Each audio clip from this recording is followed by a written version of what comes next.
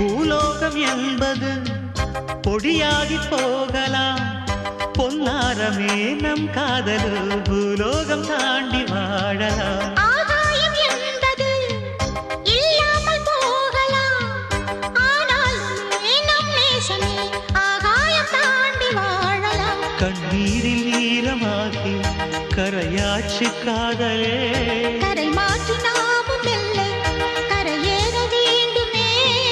நாளை வரும் காலம் நம்மை